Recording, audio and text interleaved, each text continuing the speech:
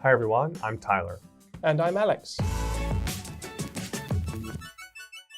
Welcome to Unit 13, Artificial Interviews. When someone applies for a new job, a certain set of steps are usually followed. The applicant compiles a number of required documents, including a resume, cover letter, and additional files, submits them to a potential employer, either through the internet or in person. And once a company's HR person reviews the documents, they usually reach out to the hopeful applicant and schedule an in-person interview.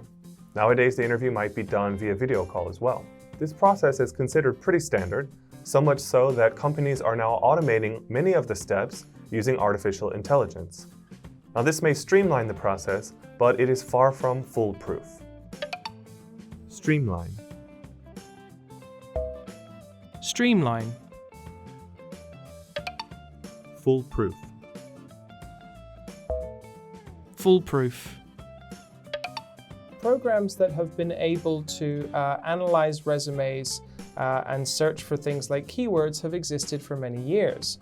But nowadays, AIs are able to do much more complex tasks. Utah-based firm HireVue uses its program to analyze videos. Applicants will send in videos of themselves answering a series of questions. The videos will then be analyzed and then transcribed into text, which the program will then search for keywords. For example, an applicant that uses I instead of we may not be considered as much of a team player as they claimed that they were in their resume. The program can then either reject the applicant based on their answers or can move them on to a video interview. However, if you are an applicant who uses a strong accent or a lot of slang in your speech, you can baffle the AI. Baffle. Baffle.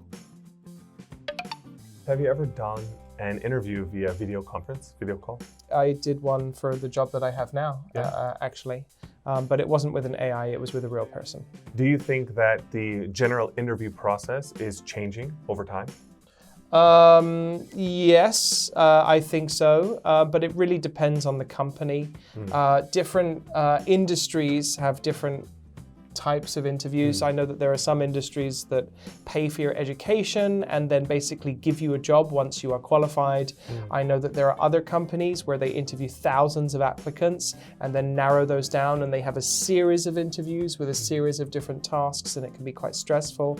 And then there are places where they just interview you for like 15-20 minutes and then make a decision more or less on the spot as to whether they're going to hire you or not.